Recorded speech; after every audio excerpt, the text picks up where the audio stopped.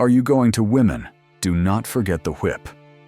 Those words from Friedrich Nietzsche cut through the comfortable lies society tells men about relationships. And here's the brutal truth he was pointing to. Sex is the greatest weakness and downfall of men. It's the most ancient trap, the leverage that women without virtue have always used to bring powerful men to their knees. It's the bait they set, the weapon they wield in bedrooms, courtrooms, and media headlines across the world. Without sex clouding their judgment, Nietzsche was absolutely right. 99.9999% of men would never entangle their lives with women who have nothing meaningful to offer them.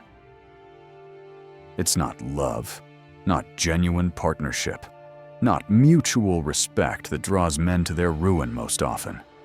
It's the hunger of the flesh, the dominance of the little head over the big one. To master your sexual urges isn't just a sign of wisdom. It's the only shield capable of defending your empire, your reputation, your very soul. Lose control of this one thing, and you'll watch everything you've built turn to ash at the hands of a woman who never deserved to stand in your shadow. Friedrich Nietzsche, despised by the sentimental and worshipped by the clear-eyed, saw this dynamic with brutal clarity. When a woman has scholarly inclinations, there is usually something wrong with her sexuality, he said, warning that women who sought power through manipulation were the deadliest, because they weaponized what they couldn't reason through. In Thus Spoke Zarathustra, Nietzsche wrote those infamous words, "Are you going to women? Do not forget the whip." It wasn't hatred speaking, it was reality. He didn't see women as inherently evil, but he saw that when women lack virtue, when they lack loyalty, wisdom, and humility, they become dangerous forces capable of corrupting even the noblest man.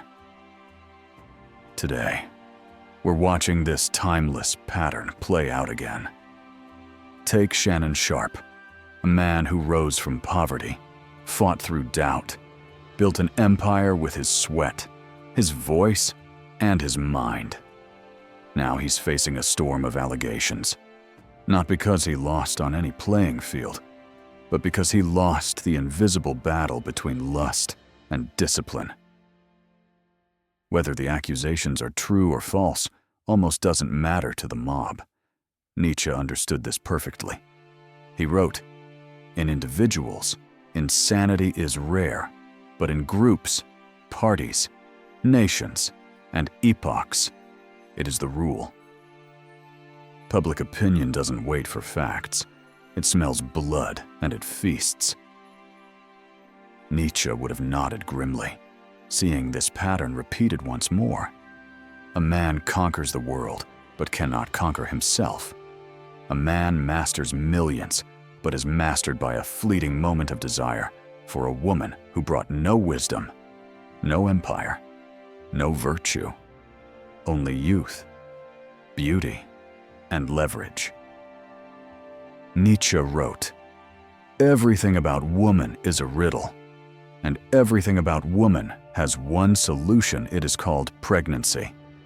He saw clearly that the biological weapon women wield, the ability to create life and manipulate men's hunger for it, has always been civilization's quiet battlefield. But in the modern world, that battlefield has expanded dramatically. Today, it's not only the promise of offspring that gives women power over men. It's the threat of accusation, the trial by public opinion, the instant character assassination by media spectacle. Men who believe themselves wise ignore this reality at their peril. Nietzsche said, "Man shall be trained for war, and woman for the recreation of the warrior." If you fail to understand that many women see themselves as takers, not builders, you will fall. You'll hand your life over to a stranger with a smile, and she'll burn it to the ground without a moment's remorse. Look at what's happening to Shannon Sharpe right now. Decades of sacrifice, years of discipline, all of it now at risk because of one woman. A woman who had no throne of her own, no empire to lose, no reputation to protect. A woman whose greatest weapon was simply the willingness to step into his world. And, with a few well-timed accusations, place a noose around the neck of everything he had built. The modern man must understand something. Fundamental virtue is rare. Loyalty is rare. Women of true character are rare. Nietzsche never said all women were corrupt, but he absolutely said that many would use the only power they have to conquer the powerful. In Beyond Good and Evil, he wrote, "In revenge and in love, woman is more barbarous than man. Because when a woman without virtue seeks to destroy you, she doesn't do so with reason or logic. She does it with cold, ancient cunning born from survival itself." Shannon Sharpe's situation isn't unique. His story isn't special. It's simply the latest case study in a lesson older than civilization itself. Men are not destroyed at the height of their weakness. They are destroyed at the height of their strength, when they believe they're untouchable, when they believe they're wise enough to indulge without consequence, when they believe they can taste the fire without getting burned. Nietzsche would laugh bitterly if he could see today's world, a society that tells men to be weak, to be trusting, to believe that beauty automatically equals goodness. He knew better. He wrote, "The true man wants two things, danger and play. Therefore, he wants woman as the most dangerous plaything." Dangerous, not safe, not nurturing by default. Dangerous unless proven otherwise through years of demonstrated character and loyalty. Men must completely reforge their minds if they wish to survive in this world.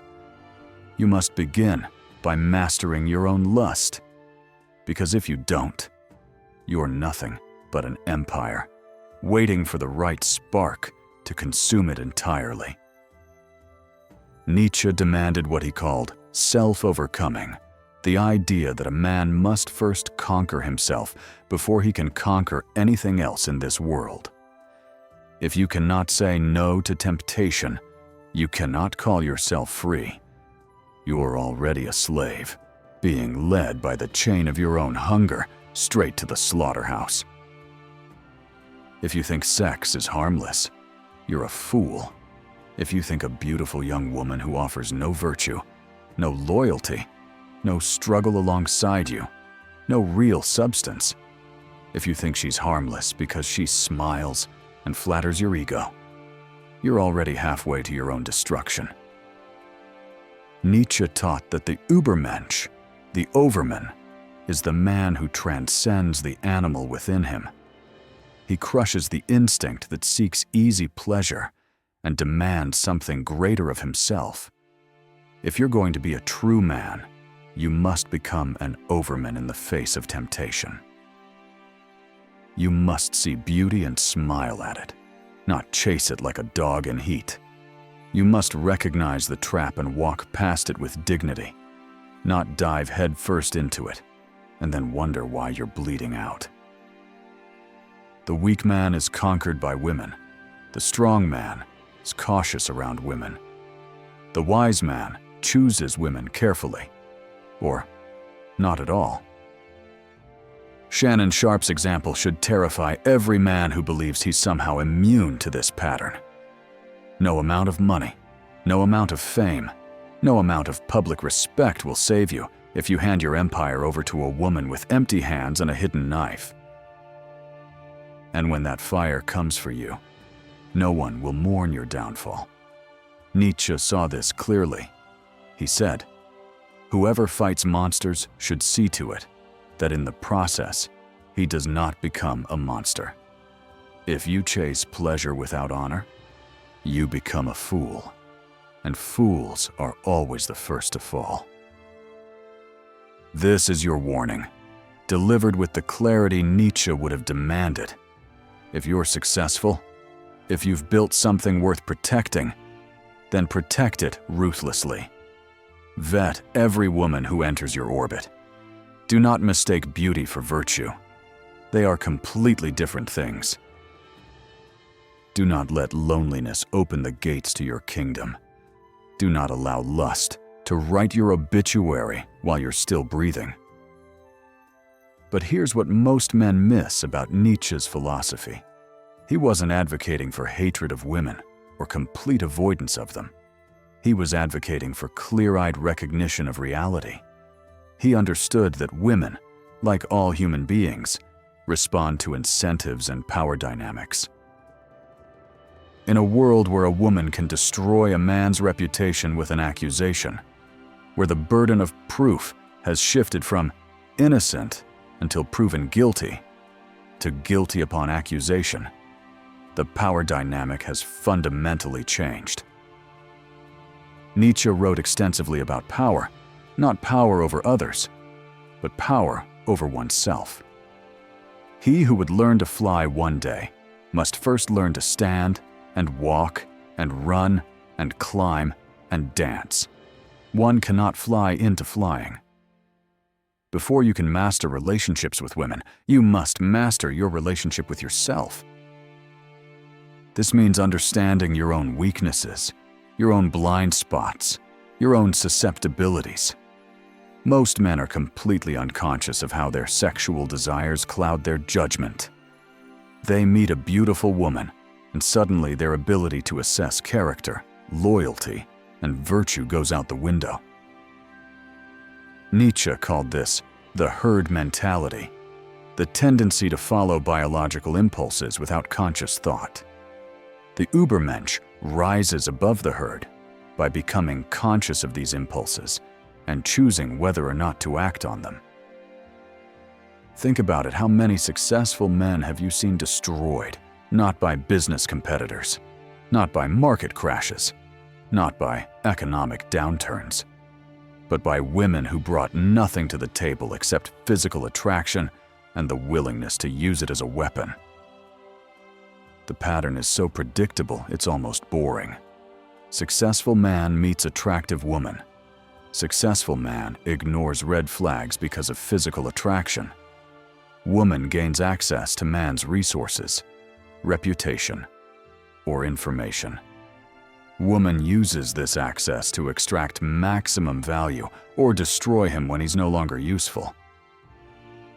Nietzsche understood that this pattern exists because most men have never learned to separate their rational mind from their sexual desires. They think they're making logical decisions when they're actually being controlled by the most primitive parts of their brain. Man is something that shall be overcome. Nietzsche wrote, "This includes overcoming the part of yourself that hands control of your life to someone else, just because they're sexually attractive." The tragedy of men like Shannon Sharpe isn't that they're bad people. It's that they're powerful people who never learned to be powerful over themselves. They conquered external obstacles, but never conquered their internal weaknesses. And in today's world, that internal weakness becomes a public vulnerability that can be exploited by anyone smart enough to recognize it. Nietzsche understood something that modern society desperately wants to hide from men: the difference between power and vulnerability. Real power isn't about controlling others. It's about being uncontrollable yourself. And the fastest way to become controllable is to have an unmastered appetite that someone else can manipulate. When you cannot control your sexual urges, you become predictable. When you become predictable, you become exploitable. When you become exploitable, you become destroyable. It's that simple. Look at the pattern throughout history. How many kings, emperors, presidents, and business titans have fallen not to superior armies or better strategies, but to women who understood their weakness? The answer is staggering, and it should wake you up to the reality that no amount of external success can protect you from internal weakness. Nietzsche wrote, "What does not kill me makes me stronger." But he also understood that some things do kill you, and they kill you slowly, by degrees, until you don't even recognize yourself anymore. That's what happens when you let sexual desire drive your major life decisions. You think you're choosing her, but you're actually choosing temporary pleasure over permanent power. You're trading your empire for a few moments of physical satisfaction with someone who may not even respect you as a human being. This isn't about becoming a monk or avoiding women entirely. This is about approaching relationships from a position of strength rather than weakness, from consciousness rather than unconsciousness, from choice rather than compulsion. The Übermensch that Nietzsche envisioned doesn't fear women, but he doesn't need them either. He can appreciate beauty without being enslaved by it. He can enjoy companionship without depending on it for his sense of worth.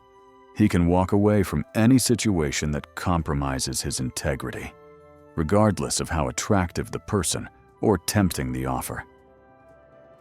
This level of self-mastery is what separates the truly powerful from the temporarily successful. Temporary success can be destroyed by external forces, including women who understand how to exploit male weakness. True power is internal and therefore indestructible. In the world of men, strength isn't measured by how many you conquer, but by what you refuse to bow to. Master your hunger, or your hunger will master you. It's that straightforward. Shannon Sharpe stands as the latest sacrifice on the altar Nietzsche warned us about. Men destroyed not by swords or armies, but by their own unchecked desires for women who offered nothing but ruin wrapped in a pretty package. But here's the deeper lesson. This isn't really about women at all. Women are simply responding to the opportunities that weak men create. If you're a man who can be manipulated through sexual desire, you will attract women who specialize in that kind of manipulation. If you're a man who cannot be manipulated, who has genuine self-control and clear boundaries, you'll attract a completely different type of woman, if you choose to engage with women at all. Nietzsche believed in becoming who you truly are, not who society expects you to be. For many men, this means recognizing that their desires have been shaped by a culture that benefits from keeping them weak and distracted. Think about it. A man focused entirely on chasing sexual validation is not a man focused on building something meaningful. A man whose emotional state depends on female approval is not a man capable of independent thought or action. This is why Nietzsche said, "The individual has always had to struggle not to be overwhelmed by the tribe." In today's world, the tribe includes not just society's expectations, but the biological programming that makes men vulnerable to sexual manipulation. The path forward isn't hatred or avoidance, it's consciousness and choice. Become conscious of your own patterns, your own weaknesses, your own blind spots. Then choose how to respond to them instead of being driven by them unconsciously. Guard your empire. Guard your soul. Guard your mind, or lose everything for nothing. This isn't pessimism, it's realism. And realism is the foundation of all genuine wisdom. The man who masters himself becomes unmanipulable. The man who masters himself chooses his battles. The man who masters himself cannot be destroyed by external forces because his strength comes from within. Don't be the next casualty in this ancient war between consciousness and compulsion. Don't be another successful man brought low by his own unmastered desires.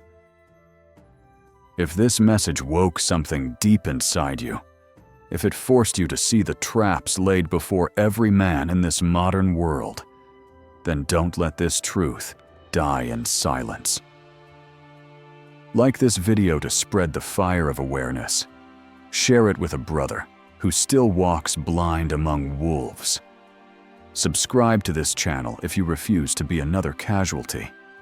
If you believe men must rise again in strength, wisdom, and discipline. And if you wish to stand with us to fuel this mission of awakening men to their own power and potential, the link to support this channel is in the description below. Strength grows only when we fight together for something greater than our individual weaknesses. Choose to fight for your own mastery. Choose to fight for your own freedom. Choose to fight for your own empire. Because in the end, the only person who can save you from your own weaknesses is you. And the time to start that fight is right now, before you become another cautionary tale that other men will study to avoid your fate. The choice is yours. Choose wisely.